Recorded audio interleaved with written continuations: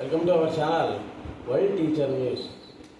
మన world teacher news YouTube subscribers కొంతమంది ఏమన్నారంటే, సార్ ఇక 2 నెలలే పబ్లిక్ పరీక్షలు ఉన్నాయి ఇంటర్మీడియట్కి, కాబట్టి ఆ జ్ఞాన ప్రసూనాలు ఆధ్యాత్మిక విషయాలతో పాటు మా సిలబస్ కూడా చెప్పినట్లయితే సాయంత్రం కూడా మేము ఆ పనికిమాలని చూడకుండా ఈ సిలబస్ చూసుకొని మార్కులు తెచ్చుకుంటాము అన్నారు. అందుకని ఇంటర్మీడియట్ పిల్లల కోసమని మధ్యలో మనం వాళ్ళ సిలబస్ కూడా చెప్తూ ఉన్నాం అన్నమాట. ఇంటర్మీడియట్ ఫస్ట్ ఇయర్ వాళ్ళకి 16 రోమన్ నెంబర్లు వస్తాయి. జాగ్రత్తగా వినండి అమ్మా. 16 రోమన్ నెంబర్లు. రోమన్ నెంబర్ 1 శ్లోకాన్ని పూర్తి చేసి భావం రాయమంటాడు. కవి పరిచయం ముందు కవి పరిచయం రాయాలి. ఇదం శ్లోకం వివిధ కవి విరచితా వివిధ గ్రంథేభ్య స్వీకృతా ఏతే ముక్తకా. చాలు. ఆ శ్లోకాన్ని మీకు 2 లైన్లలో ఉంది, 4 లైన్లు విడగొట్టాలి. తర్వాత దాని భావం ఇంగ్లీష్లో అయినా రాయొచ్చు, తెలుగులో అయినా రాయొచ్చు, భావం మాత్రం. ఆ తర్వాత రోమన్ నెంబర్ 4 రాయాలి. ఫస్ట్లో రోమన్ నెంబర్ 1, తర్వాత 4. Non-detail 2 marks. మొత్తం 12 క్వశ్చన్స్ రావాలి మీకు. వాక్యాలు రాసి మెయిన్ ఆన్సర్ బాక్స్ కొట్టాలి. తర్వాత 5, 6 వచ్చేసరికి సందర్భ వాక్యాలు. పద్యభాగం 2 లెసన్లు, గద్యభాగం 2 లెసన్లు, అంటే 3, 3, 6, 6, 12 సందర్భ వాక్యాలు. తర్వాత 7, 8 వచ్చేసరికి 2 మార్క్స్ వస్తాయి, ఓన్లీ 2 మార్క్స్. గద్యభాగం 4 లెసన్స్ చూసుకోండి సార్, గద్యభాగం 4 లెసన్స్. వాక్యాలు రాసి మెయిన్ ఆన్సర్ అండర్లైన్ చేయాలి. తర్వాత 5, 6 వచ్చేసరికి సందర్భ వాక్యాలు. పద్యభాగంలో 2, గద్యభాగంలో 2. 7, 8 2 మార్క్స్, 4, 4 అంటే 8, 16 రావాలి. తర్వాత 9 ఇక్కడి నుంచి మొత్తం grammar. Roman number 9 letter writing. మీకు సిలబస్లో ఉన్నదే 4 లెటర్లు. 1, 3, 4 చదువుకోండి చాలు. లెటర్ కామాలు ఫుల్ స్టాపులు జాగ్రత్తగా ఉండాలి, సాంస్క్రిట్లోనే రాయాలి. తర్వాత వచ్చేసరికి శబ్దాలు, వరుసల 10 శబ్దాలు రావాలి. రామ, శివ ఒకలాగా ఉంటాయి, హరి, రవి ఒకలాగా ఉంటాయి, భాను ఈ 5 ఒకటి ఉంటుంది మీకు పబ్లిక్లో గ్యారంటీగా. పుంలింగ శబ్దాలలో 1 కంపల్సరీగా ఇవ్వాలి, స్త్రీలింగాలో 1, నపుంసలింగాల్లో 2. సీత, గీత, లత, వాణి, నది వాటిల్లో 1 ఉంటుంది. కాబట్టి వరుసన 10 శబ్దాలు నేర్చుకుంటే మీకు 2 ఉంటాయి, 2, 6, 12 మార్కులు. తర్వాత ధాతువులు వెర్ఫామ్స్ క్రియాపదాలు. వాటిల్లో వచ్చేసరికి 5 కాలాలు ఒక్కొక్క ధాతువుకి. మొదటి పదం అడిగినప్పుడు వచనాలు పురుషులు రాయాలి. ప్రథమ పురుష, మధ్యమ పురుష, ఉత్తమ పురుష ఆ కాలం వరకే రాయాలి. ఆ రకంగా రాస్తే 2 రాయాలి, 2, 3, 6 మార్కులు. తర్వాత సంధులు కలిపి విడగొట్టి అడుగుతారు. మీకు మొత్తం 6 ఉంది. మొదటి పదం సవర్ణ దీర్ఘ సంధి, 2వది గుణ సంధి, 3 యనాదేశ సంధి, వృద్ధి సంధి, 4 యనాదేశ సంధి, 5 అయవాయావ. 3 రాస్తే చాలు, 12 మార్కులు సంధులు. తర్వాత అనువాదాలు, ట్రాన్స్లేషన్స్. ఇంగ్లీష్లో రాయొచ్చు, తెలుగులో రాయొచ్చు, మీ ఇష్టం దేంట్లో. 25 మొత్తం ఉంది. 25లో 5 అడిగేది. సహాదేవం నమతి, వాడు దేవుడికి నమస్కరిస్తున్నాడు, అలా మార్చాలన్నమాట ట్రాన్స్లేట్.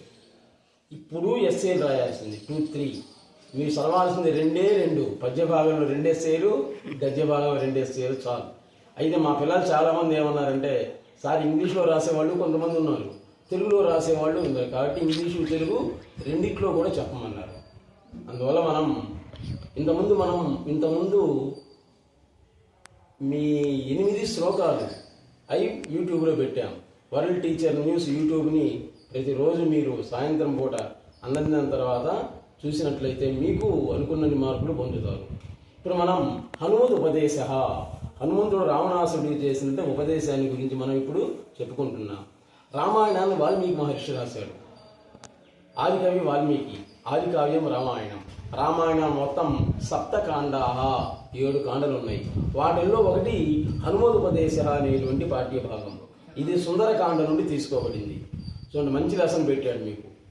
సుందరకాండ శ్లోకాన్ని పారాయణం చేస్తూ ఉంటారు అన్నమాట ప్రతిరోజు. సుందర కపిహి అని.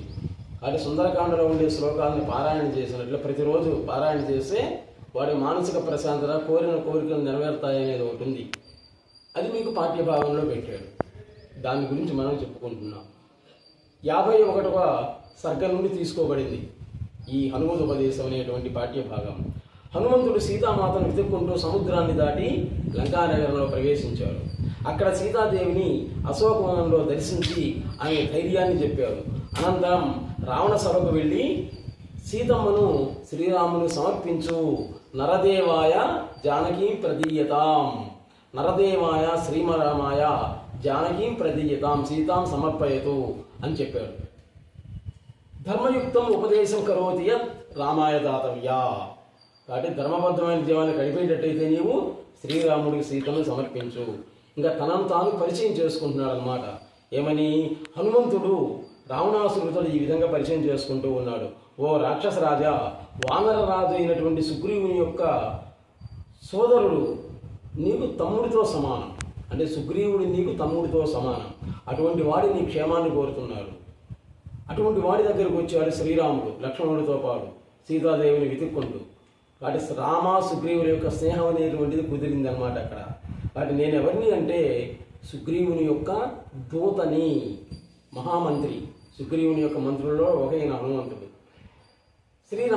శ్రీరామాయ జానకీం ప్రదాతు. హనుమంతుడు తనని గురించి చెప్పుకున్నాడు. ప్రజలను కన్నబిడ్డల్లాగా రక్షించేటువంటి దశరథ మహారాజు యొక్క పెద్ద కుమారుడే రాముడు. ఆయన ఆజానుబాహుడు, దేవేంద్రుడితో సమానుడు. తండ్రి యొక్క ఆజ్ఞచేత సుగ్రీవుడితో లక్ష్మణుడితో తన భార్య సీతాదేవితో పాటు దండకారణ్యంలో నివసిస్తూ ఉన్నాడు. అప్పుడు జనక మహారాజు యొక్క కుమార్తె అయినటువంటి సీతని రావణాసురుడు అపహరించాడు. సీతను ఎత్తుక్కుంటూ శ్రీరాముడు తన సోదరుడు లక్ష్మణుడితో కలిసి ఋష్యమూక అనే పర్వతానికి వచ్చాడు. అక్కడ సుగ్రీవుడితో స్నేహం చేశాడు. సుగ్రీవ మహారాజు వానర సైన్యాన్ని మొత్తాన్ని కూడా నలుదిక్కులో కూడా పంపించారు. మహాబలవంతులైనటువంటి వానర వీరులు సీతాదేవి కోసం వెతుకుతూ ఉన్నారు. సుగ్రీవేణ సీతాయాహ అన్వేషణం కర్తుం ప్రతిజ్ఞాతం. సీతాదేవిని ఎక్కడ అన్వేషించండి అని ఆయన ఆజ్ఞాపించాడు. కాబట్టి నువ్వు తప్పించుకోవడం అనేటువంటిది జరగదు. హనుమంతుడు రావణునికి వానరుల యొక్క శక్తిని గురించి వివరించారు. వాళ్ళు ఎలాంటి వాళ్ళంటే గరుత్మంతులు లాంటి వేగం కలిగినటువంటి వాళ్ళు, వాయుతో సమానమైనటువంటి శక్తి కలిగినటువంటి వాళ్ళు. కాబట్టి గగనాన్ని అంటే ఆకాశాన్ని చీల్చేసేటువంటి శక్తి కలిగినటువంటి మా వానర సైన్యం మొత్తం కూడా నలుదిక్కులా కూడా వెతుకుతూ ఉంది సీతాదేవి కోసం. కాబట్టి నువ్వు చూడబోయే మహాతపస్వి, పైగా మహాశివుని యొక్క భక్తుడు, సాక్షాత్ శివాంశ సంభూతుడు అని అందరూ అనుకుంటున్నారు. అటువంటి శివభక్తుడు అయినటువంటి నీవు ధర్మ విరుద్ధమైనటువంటి పనులలో తలదూర్చకూడదు కదా. బుద్ధిమంత ధర్మ విరుద్ధ కర్మసు నా సజ్జంతే. తెలివైనటువంటి వాడు ఎవడైనా కానీ అధర్మబద్ధమైన పనులు చేయడు కదా. ఎందుకు చేసావు ఈ పని? ఇంత గొప్పవాడు అయి ఉండి ఎందుకు చేసావు? పరస్త్రీ వ్యామోహం అనేటువంటిదే అధర్మం. నీ భార్య మీద నువ్వు ప్రేమించు, గౌరవాన్ని పెంచుకో. పరస్త్రీ వ్యామోహం అనేటువంటిది వంశ పతనానికి కారణమవుతుంది. ధర్మానికి విరుద్ధంగా చేసే పనులకి వినాశమే సంభవిస్తుంది. అధర్మ సంసర్గ శీఘ్రం వినశ్యతి, ఫలమస్యాప్యధర్మస్య క్షిప్రమేవ ప్రపచ్చతే. నువ్వు చేసేటువంటి అధర్మబద్ధమైనటువంటి దీనికి రిజల్ట్, ఫలితాన్ని తొందరలోనే పొందుతావు. అంటే నీ సావు అనేటువంటిది తప్పదు. ఇంకా చెప్తున్నాడు, శ్రీరాముడు వాలిని ఒకే ఒక్క బాణంతో చంపాడు. చూడండి, ఎన్నో వరాలు ఉన్నాయి వాలికి, అటువంటి వాడినే ఒకే ఒక్క బాణంతో చంపాడు. ఇంకా నీ ఒక లెక్క ఆయనకు. కాబట్టి రాముని యొక్క బాణాలకి లోకాలలో ఎవ్వరూ కూడా ఎదురు నిలబడలేరు. నీవు ఇంద్రలోకంలో ఉన్నా, యమలోకంలో ఉన్నా, సముద్ర అంతర్భాగంలో ఉన్నా కానీ శ్రీరాముడి యొక్క బాణాలను వదిలిపెట్టవు. ఫలమస్యాప్యధర్మస్య క్షిప్రమేవ ప్రపచ్చతే. కాబట్టి నీ గృహంలో అంటే లంకానగరంలో అశోక వృక్షం కింద ఉన్నటువంటి సీత ఎవరనుకున్నావు? కాలరాత్రి తాం విద్ధి సర్వలంకా వినాశిని. సీతాదేవి అంటే అందమైనటువంటి అమ్మాయి అనుకున్నావేమో, కాలరాత్రి, భయంకరమైనటువంటి కాలరాత్రి లంకానగరానికి నాశనం చేయడానికని ఆమెల్ని నువ్వు తీసుకొచ్చున్నావు. అంటే నీ తలకి నీవే కురుగు పెట్టుకుంటున్నావు. కాబట్టి సీతను శ్రీరాముడికి సమర్పించు. కాబట్టి ఇప్పటికైనా కానీ నీ వాళ్ళు ఎవరో తెలుసుకో. ప్రహస్తుడు అనేటువంటి వాడి మంత్రి వల్ల నీవు పాడైపోయావు. వాడి సలహాల వల్లనే ఈ విధంగా జరిగింది. కాబట్టి ఆలోచించుకో. నీ రాజ్యాన్ని నీవు రక్షించుకో. శ్రీరాముడికి సీతను అప్పగించు. లేకపోతే వానర సైన్యం మొత్తం కూడా నీ వినాశనానికి కారణమవుతుంది, వాళ్ళే కారణమవుతారు అని హనుమంతుడు ఇంకా చిట్ట చివరిసారిగా చెప్పాడు అనమాట. నేను శ్రీరాముడి యొక్క దూతని.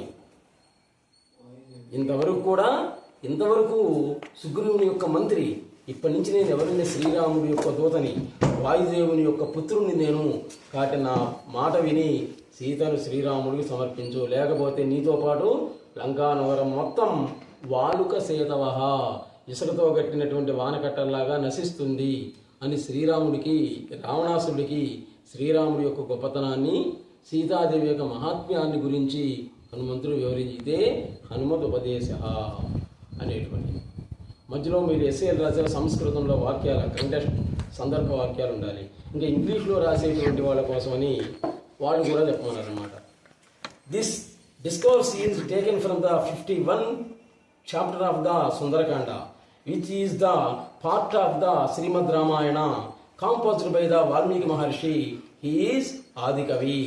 Valmiki Maharshi is the first Sanskrit poet, and his Ramayana is the great epic that serves as a guide to dharma and the entire the world. ప్రపంచం మొత్తానికి ద్వారా ధర్మాన్ని గురించి చెప్పింది ఏది అంటే రామాయణం మాత్రమే. Hanuman in his quest to find Sita